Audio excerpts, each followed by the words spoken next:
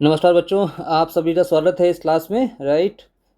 आज का जो लेक्चर है ये उन बच्चों के लिए है जो एएलपी की प्रिपरेशन कर रहे हैं और उनकी ट्रेड है इलेक्ट्रीशियन, वायरमैन या electronic mechanic.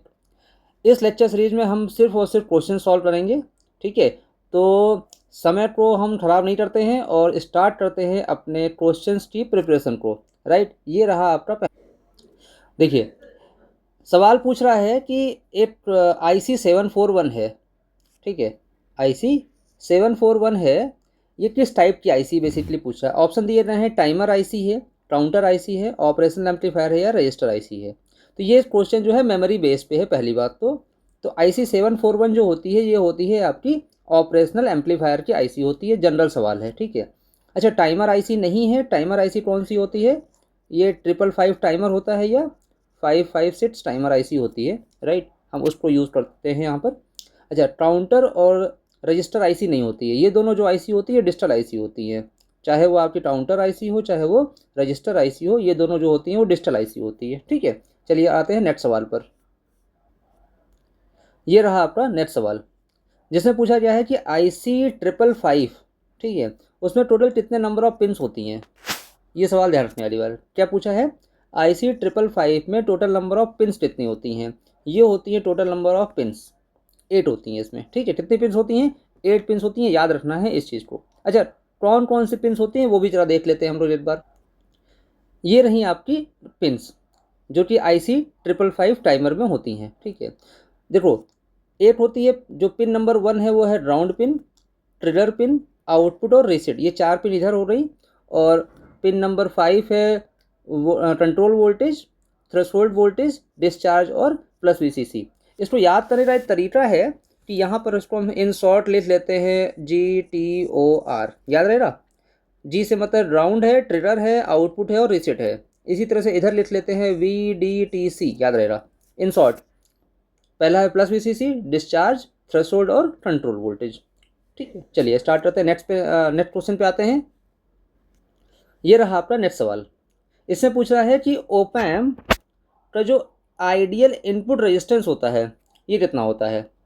Ideal input resistance की बात कर रहा है। तो ये जो कुछ प्रॉपर्टीज से क्वेश्चन आया हुआ है, तो बेसिकली मुझे पता है कि जो ओप एम्प होता है वो कुछ इस तरह के सर्किट होता है यहाँ पर, है ना। तो यहाँ पर ये रेजिस्टेंस होता है, ये आपका हो गया इन्वर्टिंग इनपुट। ये मान लेते हैं माइनस टर्मिनल है, ये प्लस टर्मिनल है।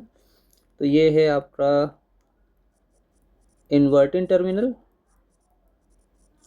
और ये है आपका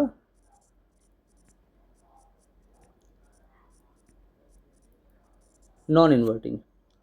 ये है आपका आउटपुट। यहाँ प्लस है VCC और यहाँ पर है ये माइनस VEE।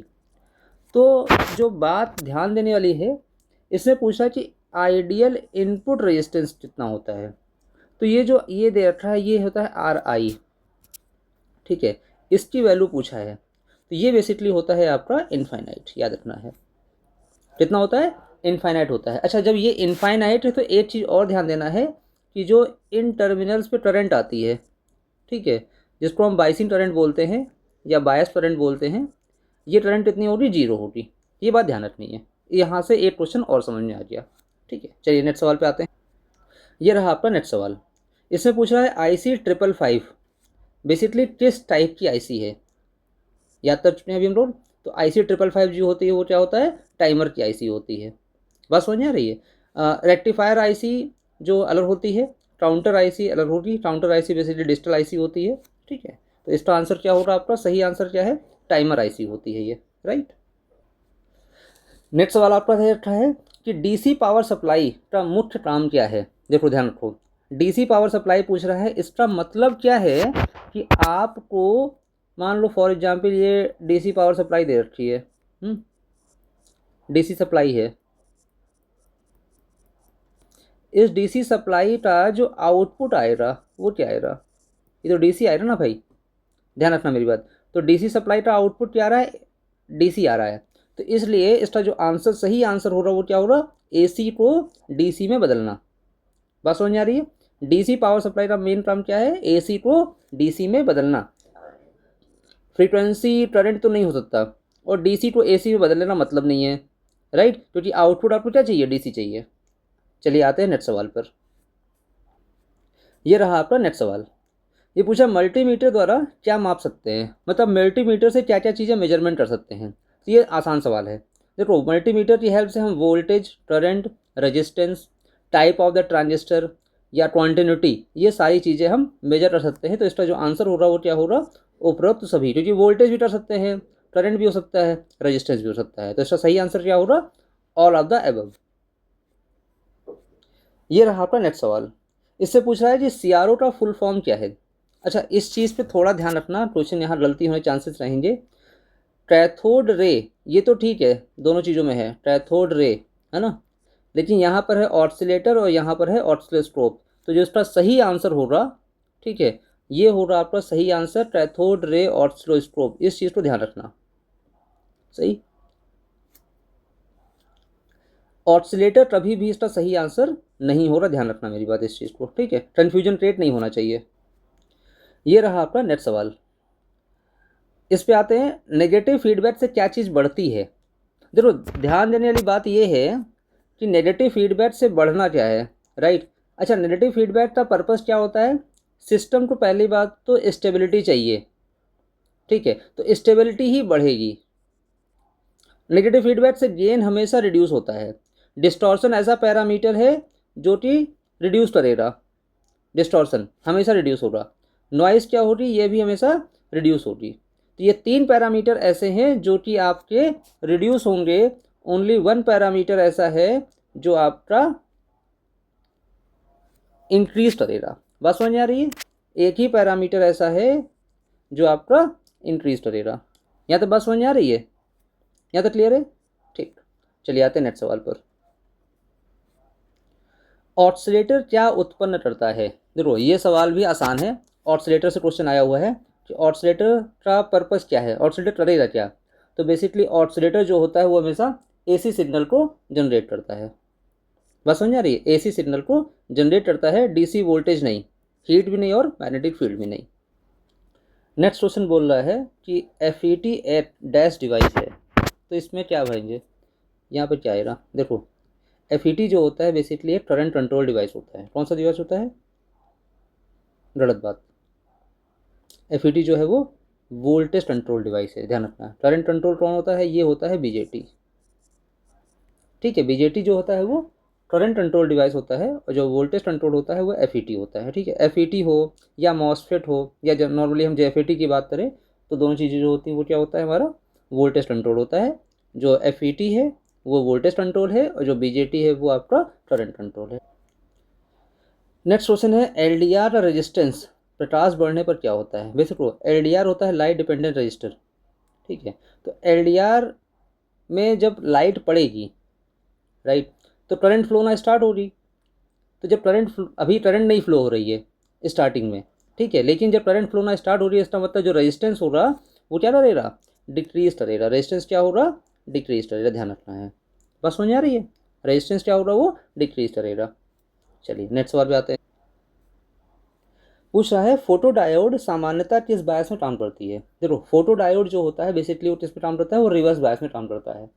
क्लियर, जिसमें ऑपरेट होता है रिवर्स बायस में ऑपरेट होता है, ध्यान रखना हमेशा। फोटो डायोड जो है वो किस में ऑपरेट करेगा, आपका रिवर्स बायस में ऑपरेट करेगा, ठीक।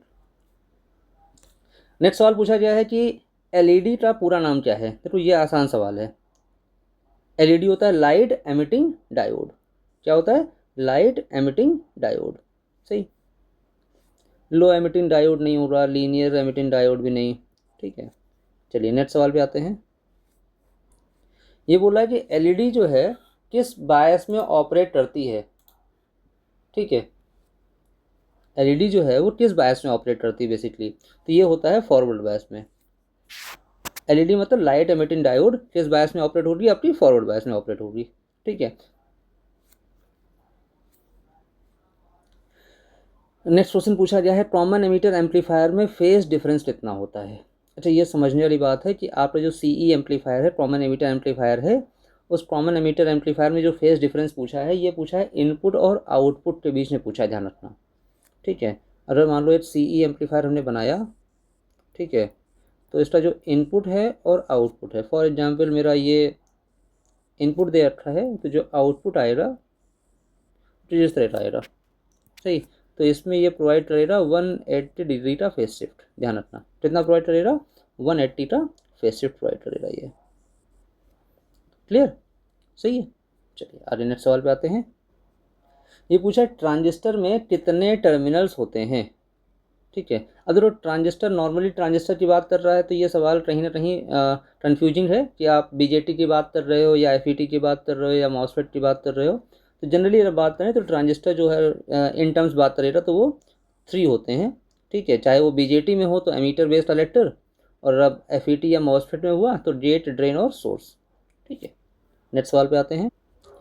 नेक्स्ट सवाल बोल रहा है कि फिल्टर सर्किट का काम क्या होता है। देखो फिल्टर सर्किट जो है, राइट, उसका काम होता है कि जो रिपल्स होते हैं, रिपल्स बेसिकली होते क्या हैं। अगर मैं इस चीज़ को ध्यान से देखूं तो तुमने जब भी एसी सिग्नल लिया है ना, और उसको तुमने रेक्टिफायर से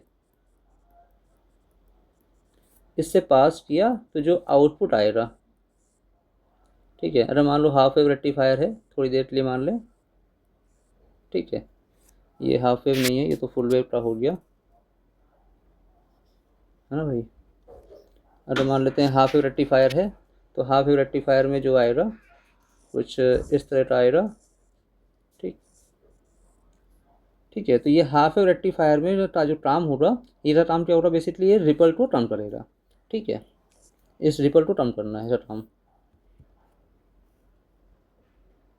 नेक्स्ट क्वेश्चन पूछा गया कि ब्रिज रेक्टिफायर में टोटल कितने डायोड होते हैं। ब्रिज रेक्टिफायर ध्यान रखना है कौन सा है, ब्रिज रेक्टिफायर है, याद रखो। तो ब्रिज रेक्टिफायर में क्या होता है भाई, आपके पास टोटल 4 डायोड होते हैं। ब्रिज का मतलब कुछ ऐसा होगा, आपने बनाया होगा, है ना। ये हो गया, ये आपका हो गया, है ना, और आपका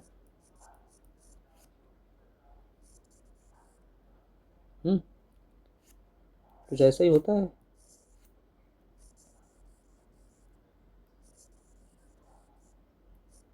ठीक है। तो जो ब्रिज रेक्टिफायर है ये हमारा हो गया इनपुट, और यहाँ पर लोड रेजिस्टेंस हो गया, ठीक है। ये D1, D2, D3 और D4। तो टोटल कितने डायोड्स होंगे हमारे पास, 4 डायोड्स याद रखना है, ठीक है। तो इस लेक्चर के लिए इतना ही सफिशियंट है। लगभग 20+ क्वेश्चन हमने सॉल्व किए हैं। नेक्स्ट सीरीज़ के लिए जुड़े रहिए हमारे चैनल पर, और सब्सक्राइब कर लीजिए, बेल आइकन दबा दीजिए। आपका बहुत बहुत स्वागत है हमारे इस नए सीरीज़ में। Thank you so much.